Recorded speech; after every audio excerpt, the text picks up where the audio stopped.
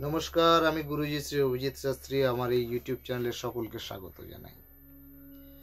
আমার এই চ্যানেলে বিভিন্ন রকম গ্রহ নক্ষত্র নিয়ে আলোচনা হয় এবং দৈনিক জীবনে তাদের যে প্রভাব সেই নিয়ে আলোচনা করি।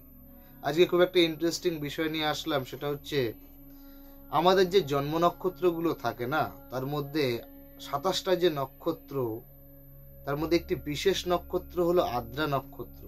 আর আজকের আলোচনাটা আমরা করব আদ্রা নক্ষত্রের জাতকরা কেমন প্রকৃতির হয় বা এদের জীবনের ডেভেলপমেন্ট বা খারাপ দিকগুলো সবই আমরা আজকে অল্প একটা ছোট্ট এপিসোডের মাধ্যমে আলোচনা করব। প্রথমেই বলবো আদ্রা নক্ষত্র হলো রাহুর নক্ষত্র। ভালো করে বুঝে নিতে হবে, আদ্রা নক্ষত্রটা হচ্ছে রাহুর নক্ষত্র এবং আদ্রা নক্ষত্রের প্রথম এবং প্রধান বৈশিষ্ট্য যেটা বলা যায় সেটা হচ্ছে এরা প্রচন্ড একগুঁয়ে প্রকৃতির হয়। এদের নিজেদের নেওয়া সিদ্ধান্ত এরা সবসময় সেটাকেই সবার কাছে গ্র্যান্ড হবে বলে এরকম একটা মনে মনে ধারণা করে।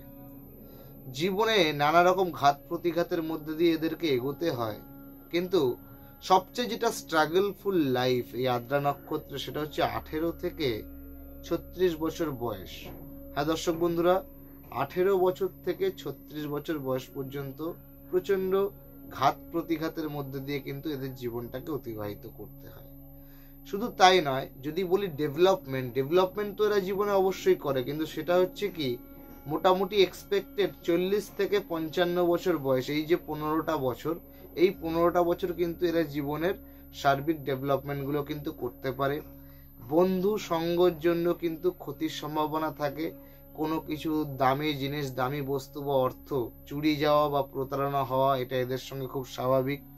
শুধু তাই নয়, আরেকটি বিষয়ে বলবো, রক্ত রিলেটেড যে কোনো ধরনের সমস্যা, সেটা ব্লাড ওরিয়েন্টেড প্রেশার, সুগার বা ব্লাড ক্যান্সার এবং জন্ডিস হওয়া, এই ধরনের বিষয়গুলো কিন্তু আদ্রা নক্ষত্রের সঙ্গে কিন্তু জড়িত।